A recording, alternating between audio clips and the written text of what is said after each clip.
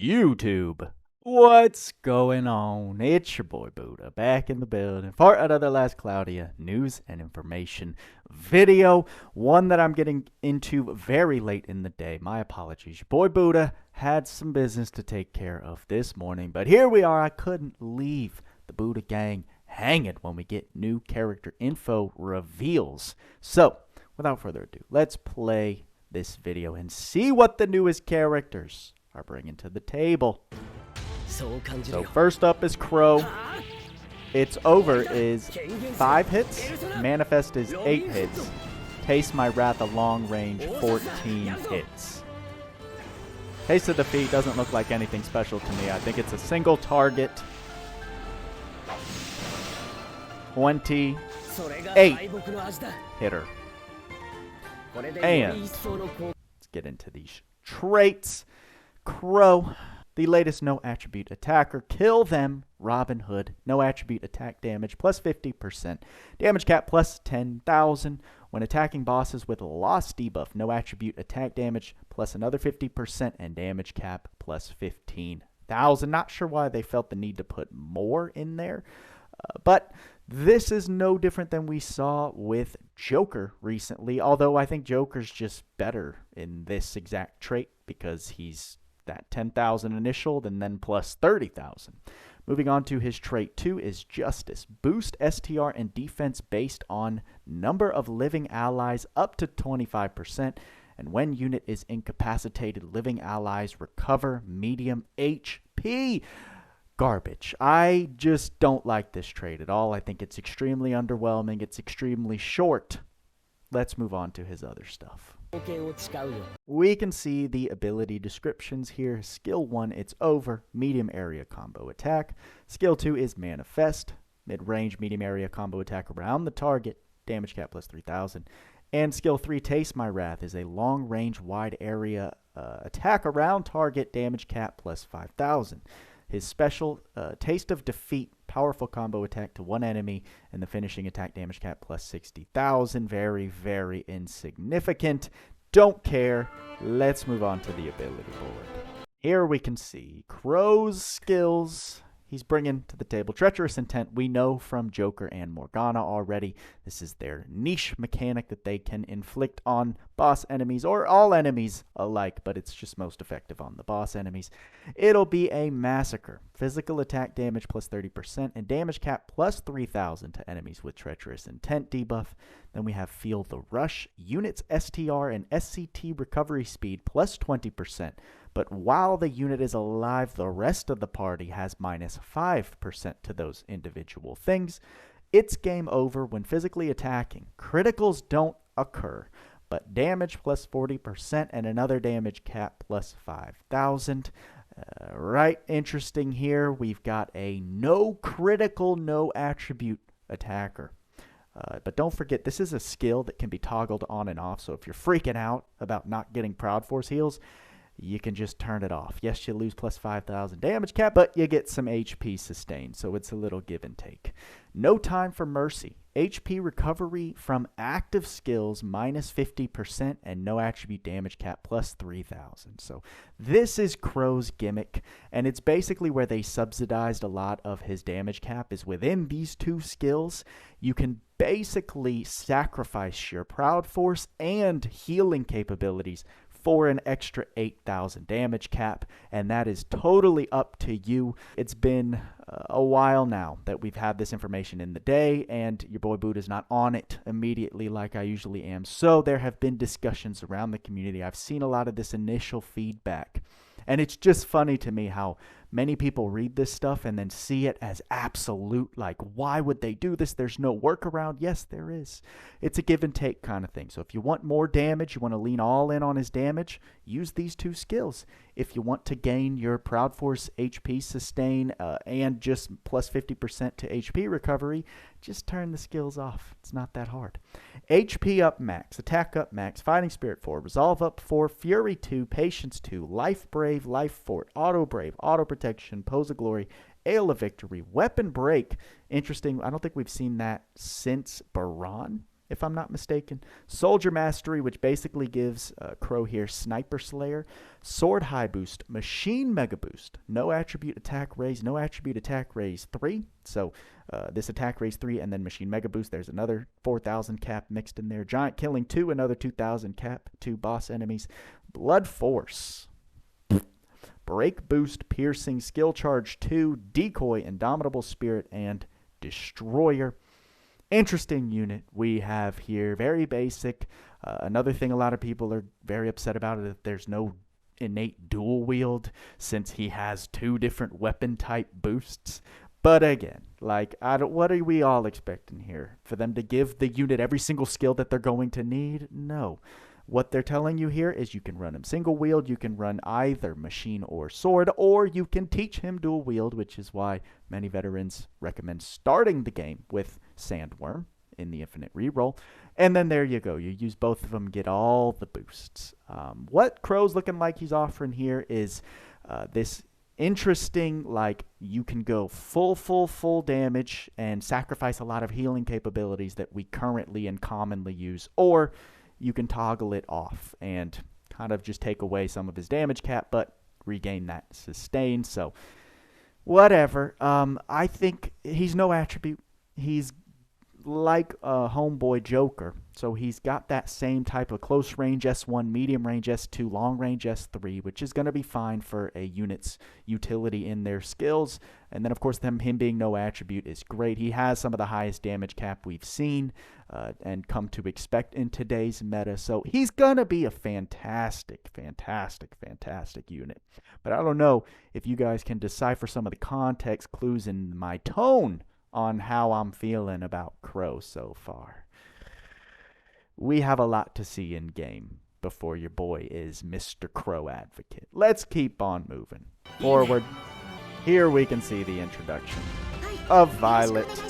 What do you got for us, homegirl? Please don't do this as a 5-hitter. Let's finish this as a 12-hitter.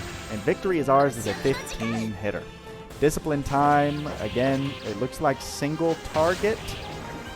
And it looks like it stays at single target for a good 32 hits, which I'm sure has another damage cap on it because they decided to do this finishing move damage cap on these guys. Let's look at her traits, right? The only waifu of the collab, so a lot of people are interested. Trait 1, show them Cendrillon. Light damage plus 30% with a damage cap of 9,000. Chance to nullify physical damage taken when attacking bosses with lost debuff, light attack damage plus 50%, and another 20,000 damage cap. Nice. And her trait 2, Faith. When physically attacked by a boss, chance to activate a powerful counter. When magically attacked by a boss, chance to activate counter. Counter damage plus 150%. During counter, physical damage taken minus 50%. And when counter activates, chance of extra attack. So, what can we tell from this trait 2? Last Cloudia is leaning heavy into the counter mechanic with Violet here. I suspected a 7 Deadly Sins collab with Meliodas being a counter unit as we're seeing. We may still see that in the future, you never know. However, it seems that Violet is the first of the however many collab units they're going to choose to embrace with their new efforts to make counter good. Let's keep moving on. The ability descriptions. The S1, please don't do this. Medium area light combo attack. Skill 2, let's finish this. Mid-range wide area light combo attack around target. And skill 3, victory is ours. Long range wide area light combo attack around the target. Her special discipline time powerful light combo attack to one enemy with that damage cap plus 60,000. So they went very standard with Joker, Crow, and now Violet. Morgana's a little exception because Morgana has healing worked into his kit, but these 3 DPS units all have this close range S1, medium range S2, and long range S3. I'm not mad at it. I think it works just fine. I think if I had a preference, I'd rather just have my close range units and then my long range units. But mixing it all together, you know, provides a variety. I'm over here like saying that, and then Ardene's one of my favorite characters who's also a mixture, so whatever. Maybe I'm just talking out of my behind. Let's move on. We can see the meat of a unit's kit. Treacherous Intent starting out, we know what it is. Dazzle Us. During 30 plus hit physical attacks to non-boss enemies with Treacherous Intent debuff, change the debuff to a lost debuff. Damage to enemies with lost debuff plus 50%. I hate it. I hate that skill completely. Super conditional.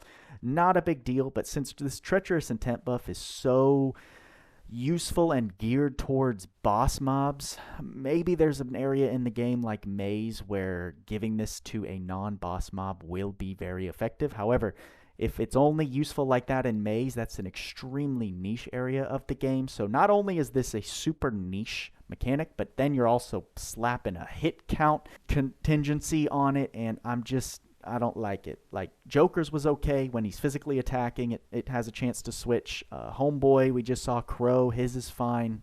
But this one, I don't like at all. Bless Amp is light attack damage plus 30%, and then another damage cap of plus 5,000. A perfect 10, counter damage plus 50%. During counter, enemy defense minus 25% and deal damage. Whatever. Our grand finale, when using a skill, chance to nullify physical attack damage taken. So she now has that within her trait and while using skills. Interesting. I wonder if nullifying it means that she also doesn't flinch from it, or if she'll still flinch from it, but she just doesn't take any damage. Heal Counter. When counter activates, slightly restore HP. We now see Counter Boost 2. Which gives a 35% damage increase and cap to her counter. And they gave her counter boost 3, which is the better version, 50% and damage cap 3,000. 4 skills that we already know of: Fighting Spirit 5, Arcane up 4, Resolve up 4, Critical up 3, Counter, Iron Wall Counter. I don't know what that skill does. Counter Charge, Counter Boost, Aim Vitals, Royal Armor, Auto Brave, Auto Haste, Auto Protection, Sword Mega Boost, Machine High Boost, Light High Drive, Light Mega Drive, Light Attack Raise 2, Awaken, Allure, Decoy, and Thaumaturgy Ring plus, whatever. You know, I think she's going to honestly be very underrated just because of how heavy they're leaning into this counter mechanic. Underrated or overrated. We know they've done an overhaul. I still think counter's just not a fun thing in the game, so even if you make it better, it's still not a fun thing. But of course, we'll wait and see. Interesting, I want to point out, we can tell that there's collab-specific skills because they color the text differently. It's got this orange tint on the top of the text. And then we can tell Heal Counter, Counter Boost 3. Those are going to be standard in the game, probably accessible on general stuff later.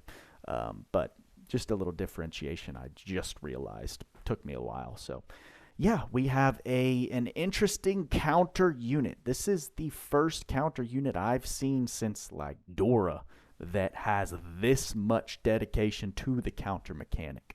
However, her skills did look very spammable. The S2 and the S3 have decent hit counts, and I see damage cap all over the place, so I think she's going to be just fine as well. It is a bit weird that we're getting another light unit. We have had an insane amount of light attackers come into the game in the last 3 months. It's kind of mind-blowing. Looking at the LR, it's Kichijoji. I don't think I said that right. The Arc trait, SCT recovery speed 10%, continuous STR 25% buff. When taking an attribute, weakness attack, chance to nullify that damage taken. When physically attacking an enemy and break, give the enemy a stat decrease of minus 20%, debuff once per wave. And those I would highly doubt are unique debuffs, so they will not stack with other forms of debuffing enemy stats. Art trait, totally irrelevant for me. Learnable skills, however, we see the first one, Encouragement. Battle End recovers 5% MP, which is great, thumbs up. Keen Eye, restore medium HP and SCT 10 seconds for all allies. Ladies and gentlemen, we have another glass record in the building. I'm almost certain this is worded exactly the same as Glass Record's description. I'm foreseeing this being a castable healing spell. That's literally the same thing. Gives you some HP recovery and 10 SCT for the entire party. This is extremely, extremely, extremely useful for any account to have that does not have a teachable glass record already, or another form of your meta levels of SCT sustain. This is the closest thing we've had to a chaseable Ark in a very long time for our new players. So keep that in mind. Don't forget, you can pity this if you're really willing to go balls deep. Do I think it's pity material? Personally, no, I do not. I think it's very, very close, and I think that you won't be disappointed if Keen Eye is the only great SCT sustain mechanic you are able to get on your account. 75,000 for glass record, or now we have, it's called Keen Eye. I don't know. You might have to convince me it's pity worth. However, I would definitely encourage people to throw some summons at this banner to get this Ark specifically, especially new players who don't have good SCT sustain on their accounts yet. It also comes with heal counter, no attribute attack raise 2, nice that that's teachable, and then MP up 4 and light shield. Interesting, this is absolutely the Ark to be highlighted during this collab. And the Ark Ether Reward, Kichijoji card holder. It is an accessory 6-star, very similar to what we just saw on the first Part 1 Ark. Battle End, restore HP and MP 10%, and then some nice stats across the board. I like this AER a lot. I think it's very useful for wave-by-wave content. Just a very easy and useful slot-in accessory for any level of account. Good recovery on both HP and MP, which you need to build for sustain in those areas when you're starting out, and then really nice stats across the board. So thumbs up from your boy Buddha. This is the prize Ark of the whole collab. Just gonna throw that out there. And there we go. That's the end of the video. There is also an in-game notice that I'm not gonna go over because it was very short. We're basically just getting updates to the event, probably some more mission rewards, some extra heists that we can do. I don't think it's a stretch to say this event is boring AF. That's pretty much the community-wide feedback that I've heard. It's too easy, it's way too stale, and I got bored of it within the first couple days. That's why you haven't seen your boy Buddha posting much about Last Cloudia. Also, I've had a lot to take care of IRL as well. Newsflash, don't be surprised if video production from your boy Buddha slows down heavily. But TBD on all that information. What we will go ahead and switch over to is Tweacz's breakdown that he created for these units to give us actual representations of the exact numbers, damage caps, hit counts, all the above. Very, very good resource. I'll make sure to link it in the description. And here is the beautiful graphic design of the homie Tweacz. We can see each of their specific info nicely put together in this graphic, giving us a lot of details all at the same time. But I'm only going to go over the specific numbers and the damage cap stuff. Obviously, we can see the hit counts that he puts next to each one of these. These are really, really bad hit counts for a modern unit. Just going to throw that out there.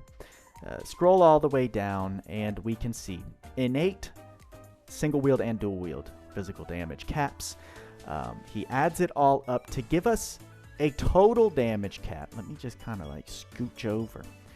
At base, without the loss debuff, homeboy's going to be hitting 33,999, which is good. It's great. That's a good modern day damage cap for your baseline. And then we know that these units get an extra oomph during the loss debuff, which is where it really gets impressive with like Joker, who just nukes anything that he puts or is there when something is put into break. But with all of the loss buffs, homeboy Crow here gets up to 51,999, which is not the greatest when I'm expecting what we now have seen with Joker. Joker's like at base with no support throwing up past 60,000 or something crazy like that. However, we also do know, if I scroll down some more, that the homie has 3,000 cap on his S2 and 5,000 cap on the S3, which would technically put this number a little bit higher. It makes the base number a lot better with his S3 being, what, 38,000, 39,000 basically. That's a really good base damage cap, and then the loss goes up to, what, 56 or technically 57k, which is, again, 57k when, like, you're aiming to do a unit's niche damage output is not, like, the craziest for me in today's standards, but it's still extremely good. Although, you gotta take into consideration, the hit counts determine a lot. That's literally the second half of calculating DPS. Remember, DPS is damage per second. It's not just about the damage cap number.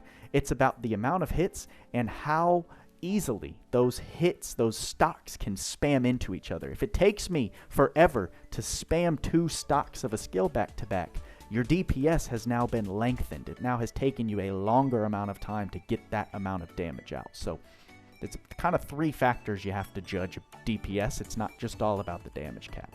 And the damage cap, thumbs up for our boy Crow here. No attribute attacker is always nice. However, these hit counts do not make me feel hopeful. Let's move on over to the homegirl, Violet, who has much better damage caps for a unit today. The S1 is usually irrelevant, but her S2 being 12 hits and then her S3 being 15 hits, those are some nice hit counts, especially, fingers crossed, if they are very spammable into each other. This is a little note Tweacz put. If this is Adis's attempt at making counter viable, I have low hope. But let's see after testing. Of course, everything requires testing, guys. This is all on paper knowledge. It does not mean that it's complete fact. Alright, let's see what's going on here, because now we have to judge 2 different caps that Violet has in store. We can see that for her physical attacks, the base cap is not too far off from our boy Crow. 27,000, basically 28,000. And with the loss debuff goes all the way up to 47, technically 48k, which is still very, very good. And I like this better with those hit counts that we see up there, but we'll have to see. And then she does have this unique counter damage cap. We know that she came with counter boost 2 and 3, which were given individual counter cap to Violet here. At base, we have 32,999, and then with the loss debuff, 52,999. So here's my thing with counter. It's just like a one-hit kind of thing, right? Like it procs. Violet's gonna stop, do a unique animation, and then do 1 hit with a chance for this extra attack. So maybe you get 2 hits of this. Now here's the thing. Counter for me is just not fun, because it's like you can't do anything. If you're getting hit, you have 3 chances to proc with this girl. Here you have her original counter chance. You have technically a second counter chance within this first part of her trait when you're getting physically attacked, and then you have a third counter chance if you're getting magically attacked by the boss. Now, if this does something cool with Violet and her counter animation, let's say if you're getting hit by a magic attack and her animation teleports her into the enemy, we're getting somewhere. We're getting somewhere. However, the fact that this is just like kind of a long animation where you can't do anything, and it only delivers like 1, potentially 2 hits of this damage, just sounds like a lot of wasted time, and is pretty much why I find the mechanic boring. It's not a fun, active thing for me. Now, if it's teleporting her to enemies so that you're in range to, I don't know, do her S1 or whatever, make it some kind of gimmick-like thing, then things will get interesting for me. But without seeing any of that, without knowing any of that before we get these units in-game, my hopes are, they're just not high, just as Tweacz specified here. Like,